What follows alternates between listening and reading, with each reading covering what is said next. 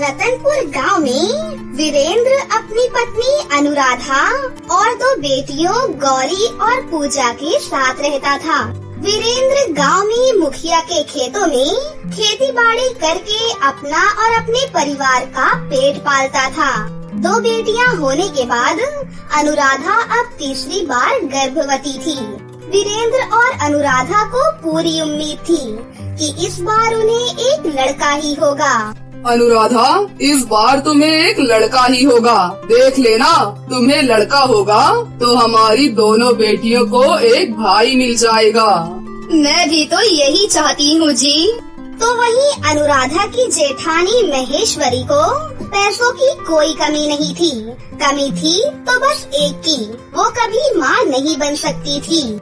न जाने उस पर कौन से भगवान का आशीर्वाद है जो एक के बाद एक बच्चे को वो जन्म दिए जा रही है, और एक मैं हूँ जो सूनी गोद लेकर बैठी हूँ। और कहीं अगर इस बार उसे लड़का हो गया तो फिर तो मेरा भाई छाती चौड़ी करके सारे गांव में घूमेगा और गांव के लोग मुझे ताने देंगे कि छोटे भाई ने 3 बच्चे पैदा कर दिए और मैं एक भी नहीं कर पाया। फिर वो दोनों मिलकर एक प्लान बनाने लगते हैं। उधर अनुराधा की दोनों बेटियां अपने भाई के आने का बेसब्री से इंतजार कर रही थीं। ऐसे ही कुछ दिन बीत जाते हैं। एक रोज अनुराधा को प्रसव पीड़ा शुरू हो जाती है। अरे पूजा, तू भागकर जल्दी से जा और खेत से बापू को बुलाकर ले आ। लेकिन तभी अचानक वहाँ पर अखिलेश आ जाता है।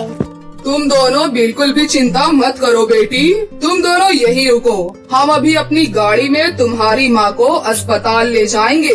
चलो महेश्वरी, जल्दी से अनुराधा को गाड़ी में बैठाओ और वीरेंद्र को हम रास्ते में अपने साथ ले जाएंगे।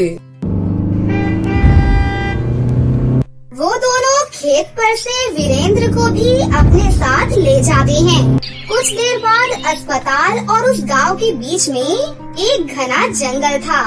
अखिलेश उस गाड़ी को उस जंगल की तरफ मोड़ लेता है। अरे भैया, आप गाड़ी इस जंगल में क्यों ले आए?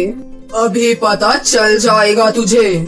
अखिलेश पहले वीरेंद्र को गाड़ी से बाहर निकालता है और फिर उसे चाकू मार देता है, जिससे वीरेंद्र वहीं पर दम तोड़ देता है।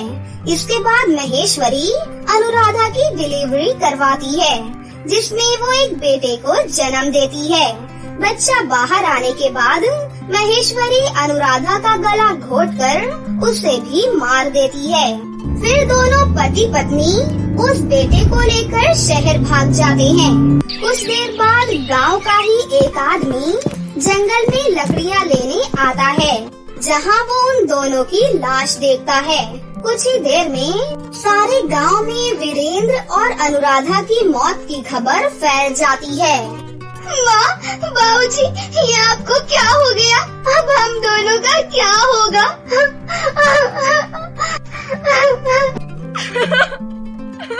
दोनों बहनें बहुत रोती हैं।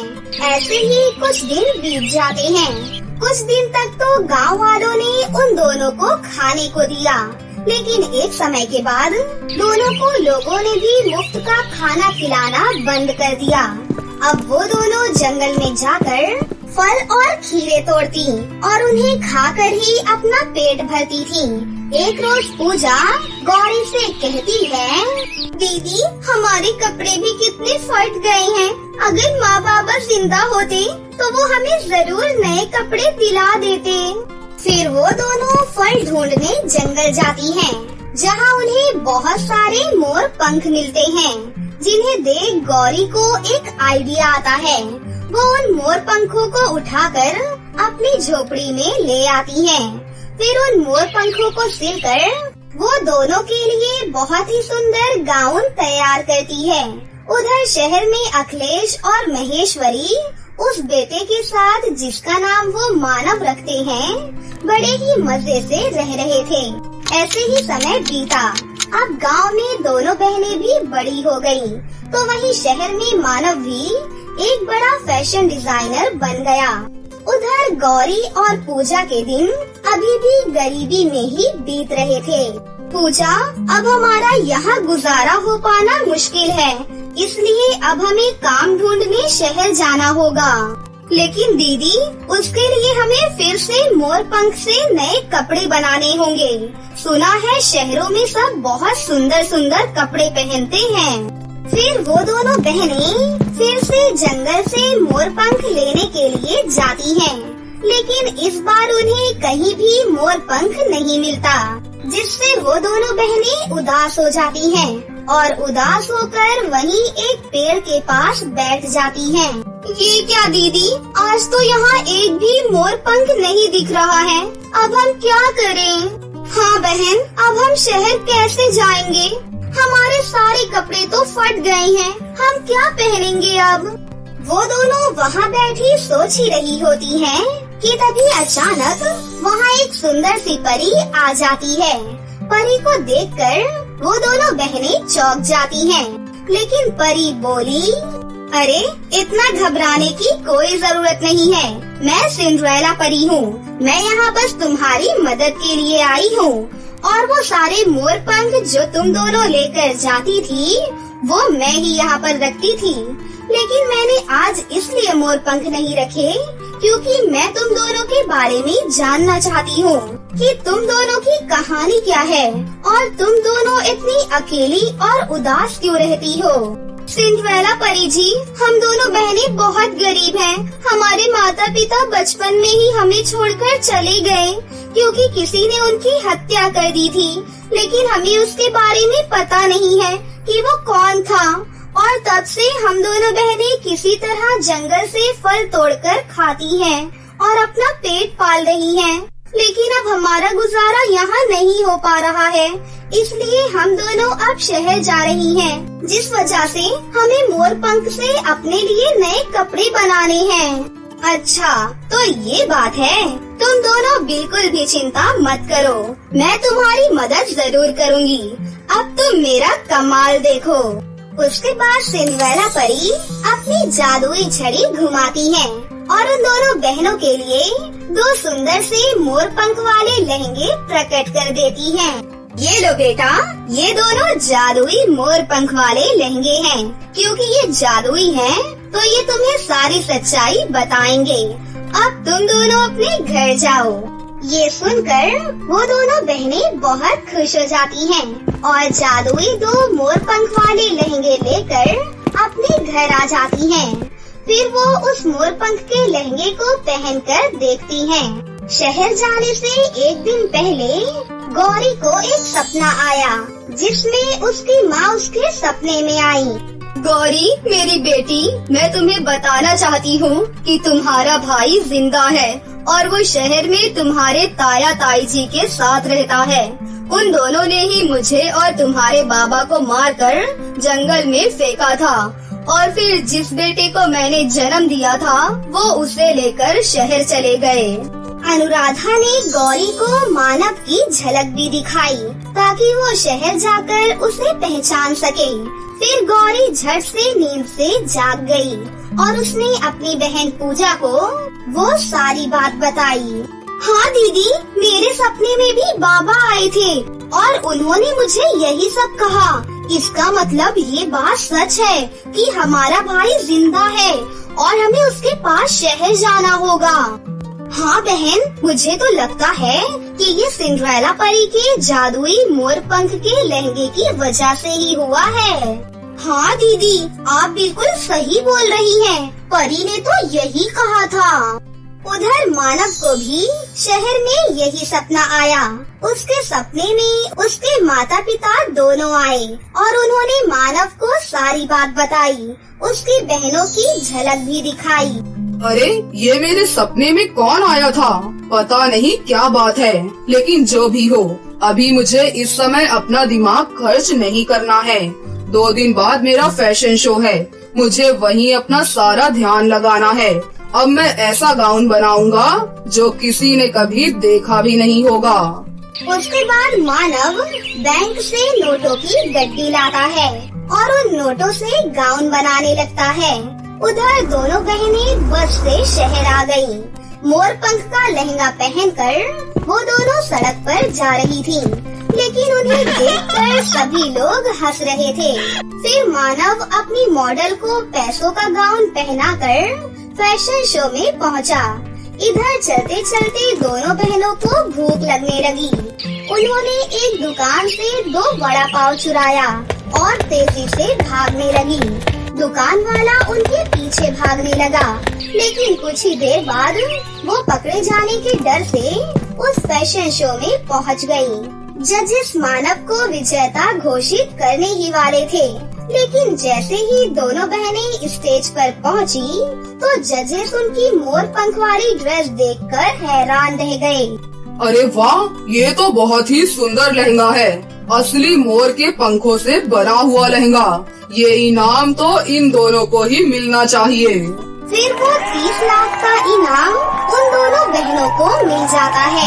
गौरी और पूजा को तो कुछ समझ में ही नहीं आ रहा था कि उन्होंने क्या जीता है। तभी मानव वहाँ पर आता है। मेरा भाई, माँ ने इसी की छवि तो मेरे सपने में दिखाई थी। हाँ, मैंने भी उससे ही देखा था। मानव भी उन दोनों को पहचान गया। इसका मतलब जो मेरे सपने में आए थे वो सच कह रहे थे। वो मेरे माँ बाप थे और ये दोनों मेरी बहनें हैं। भाई बहन एक दूसरे को पहचान लेते हैं।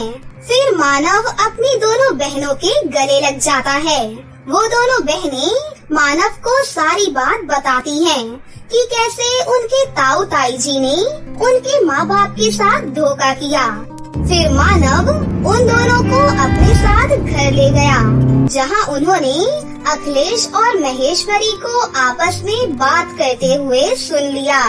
अच्छा हुआ महेश्वरी, आज तक मानव को हमारी सच्चाई पता नहीं चली कि हमने ही उसके माँ बाप को मारकर उसे अपने साथ उठाकर शहर ले आए थे। अब वो हमारे बुढ़ापे की लाठी बनेगा। लेकिन तीनों भाई बहन उनकी सारी बातें सुन लेते हैं। मानव अपने मोबाइल फोन में वो सब कुछ रिकॉर्ड कर लेता है, जिसके आधार पर वो उन्हें जेल में डलवा देते हैं। कुछ समय बाद अखिलेश और महेश्वरी को फांसी की सजा मिल जाती है। अब गौरी और पूजा भी अपने भाई मानव के साथ शहर में ही रहने लगी। अब वो तीनों बहुत अमीर हो गए और हंसी खुशी से एक साथ जीवन बिताने लगे। विक्रम अपनी बीवी अनामिका से बहुत प्यार करता था। वो दोनों अपनी शादीशुदा जिंदगी में बहुत खुश थे। अनामिका, कहाँ हो तुम? देखो मैं तुम्हारे लिए क्या लेकर आया हूँ। अरे आई बस 5 मिनट रुकिए। इतना बोलकर अनामिका फटाफट अपना किचन का काम खत्म करके बाहर आ जाती है, जहाँ वो देखती है कि विक्रम उसके लिए डायमंड का नेकलेस लेकर आया था। Happy anniversary my beautiful wife. Happy anniversary Vikram, ये तो बहुत अच्छा नेकलेस है। मैं इसे हमेशा अपने पास संभाल कर रखूंगी। अच्छा, तुम यहीं रुकना, मैं अभी कुछ लेकर आती हूँ। इतना बोलकर अनामिका किचन में चली जाती है और एक केक लेकर बाहर आती है। अपना फेवरेट चॉकलेट केक देखकर विक्रम बहुत खुश होता है और अनामिका से कहता है, मेरा फेवरेट चॉकलेट केक, सच में तुम जैसा केक शायद ही कोई बना सकता है। ऐसा कुछ भी नहीं है। अगर ऐसा होता तो यहाँ पर और जितनी भी बेकरी की दुकान है वो नहीं चलती। अगर ऐसा है तो मुझे बताओ कि तुम्हारी ही दुकान सबसे ज्यादा क्यों चलती है? मुझे नहीं पता। वैसे तुमसे कोई भी नहीं जीत सकता। अब इस बहस को हम यहीं खत्म करते हैं और अपनी शादी की 2nd एनिवर्सरी का केक काटते हैं। इस तरह से अनामिका और विक्रम अकेले ही अपनी शादी की सालगिरह को मनाते हैं। अनामिका की अपनी एक छोटी सी बेकरी की दुकान थी, तो वही विक्रम एक बहुत बड़ी कंपनी में काम करता था। इसी तरह से कुछ दिन बीत जाते हैं और एक दिन विक्रम के साथ उसका दोस्त अखिल घर आता है। हम तो नौकरी करने वाले लोग हैं, पर मेरी बीवी बिजनेस कर रही है। उसका खुद का अपना छोटा सा बेकरी शॉप है। अरे वाह, ये तो बहुत अच्छी बात है। विक्रम, ये बस ऐसे ही कहते रहते हैं। आप लोग खाना खा लीजिए। मैंने अपनी स्पेशल पेस्ट्री बनाई है। उसे खाना खाने के बाद जरूर बताना कि ये कैसी बनी है। क्या हमें खाना खाने से पहले पेस्ट्री नहीं मिल सकती भाभी? नहीं, इतना बोलकर वहाँ बैठे सभी लोग हंसने लगते हैं और इसी तरह से वो लोग हंसी मजाक करके खाना खाते हैं। अब अखिल के जाने का समय हो चुका था और जाने से पहले अखिल अनामिका और विक्रम से कहता है, भाभी अगले महीने मेरी शादी है। क्योंकि मेरी शादी गांव से है, इसलिए मैं आप लोगों को 1 महीने पहले ही बता रहा हूँ। और विक्रम, तुझे मेरे साथ ही गांव चलना होगा मेरी शादी में। अरे यार, तू तो मेरी जान है। तू कहे तो मैं तेरे से पहले ही बिहार पहुँच जाऊँ।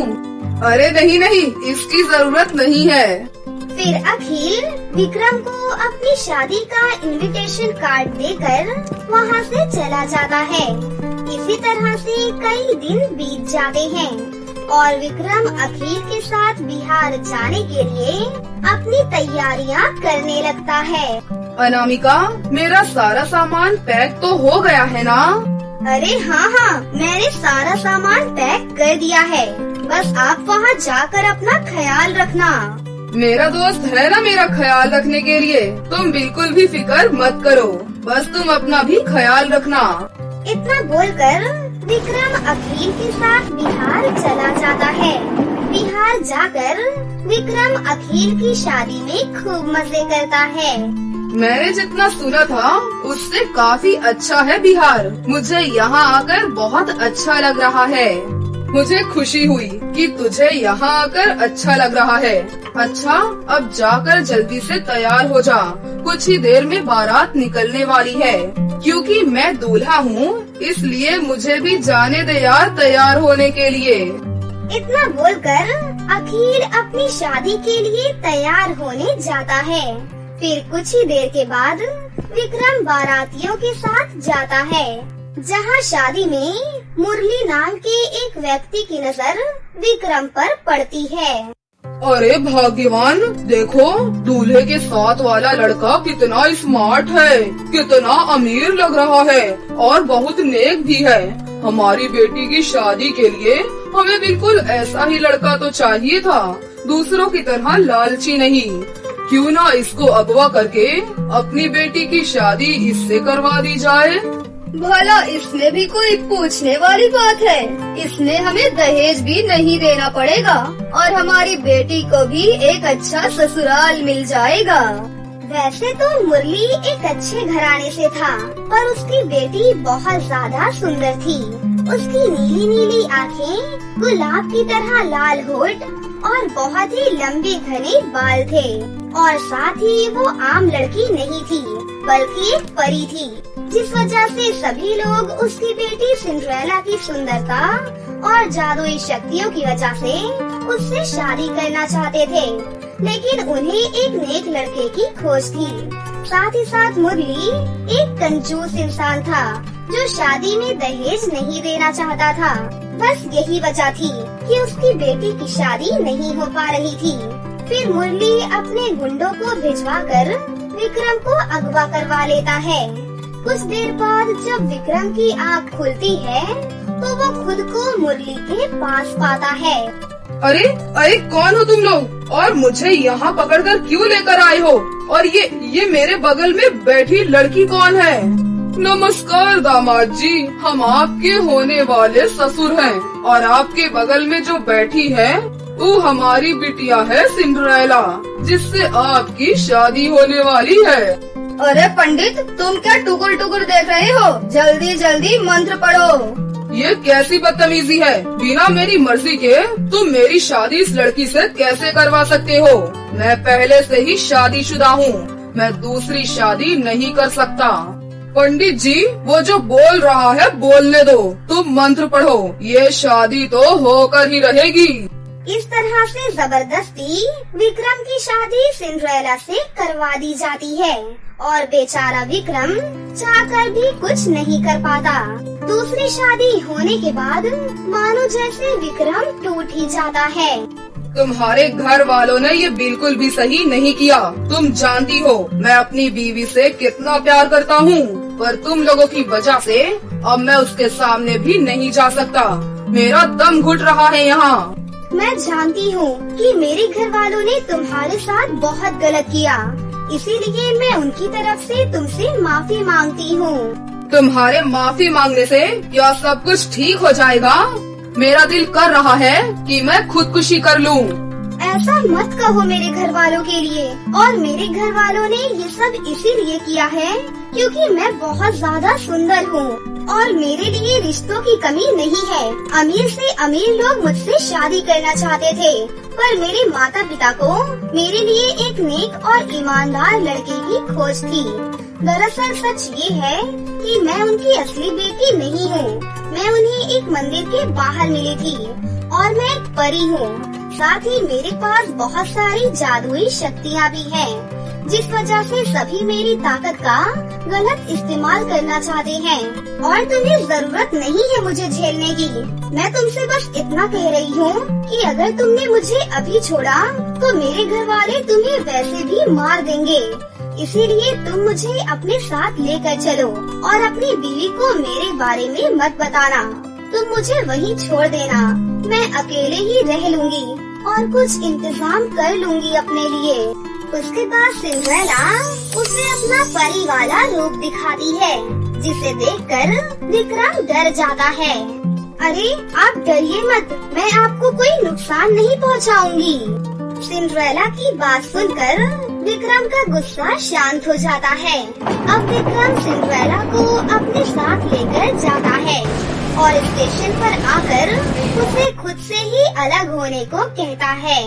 यहाँ से हमारे रास्ते अलग अलग हैं। जानती हूँ तुम अपनी बीवी के पास जा सकते हो। इतना बोलकर सिंड्रेला जैसे ही विक्रम को छोड़कर जाने लगती है कि तभी एक गुंडा आकर उसके बैग को छीनकर ले जाता है और बेचारी सिंड्रेला कुछ भी नहीं कर पाती। सिंड्रेला की लाचारी देखकर विक्रम सब कुछ समझ जाता है कि ये जगह सिंड्रेला के लिए ठीक नहीं है। अब विक्रम ना चाहते हुए भी सिंड्रेला को अपने साथ अपने घर ले जाने का फैसला करता है। क्या तुम्हारे घर? और तुम अपनी बीवी से क्या कहोगे?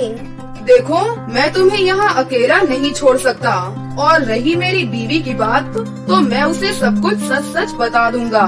मैं जानता हूँ वो मुझ पर विश्वास जरूर करेगी। अब विक्रम सिंड्रेला को अपने साथ अपने घर ले जाता है, जहाँ अनामिका अपनी सौतन को देखकर हैरान हो जाती है। फिर विक्रम अपनी सारी लाचारी अनामिका को बताता है, पर अनामिका उसकी एक नहीं सुनती। आप मेरे लिए बिहार से सौतन लेकर आए हैं और आप मुझे कह रहे हैं कि मैं आपकी परिस्थितियों को समझूं। आपने मुझे धोखा दिया है, धोखा। ऐसा नहीं है, विक्रम बिल्कुल सच कह रही हैं। इसमें इनकी कोई भी गलती नहीं है। तुम तो चुप ही हो जाओ। तुम होती कौन हो हम दोनों के बीच में बोलने वाली? तो विक्रम, तुमने अपनी दूसरी बीवी को इतना अधिकार दे दिया कि वो अब हमारे बीच बोले? अनामिका, मैं तुमसे सच कह रहा हूँ और मैं सिंड्रेला को यहाँ इसलिए लेकर आया हूँ क्योंकि इसका इस शहर में कोई भी नहीं है।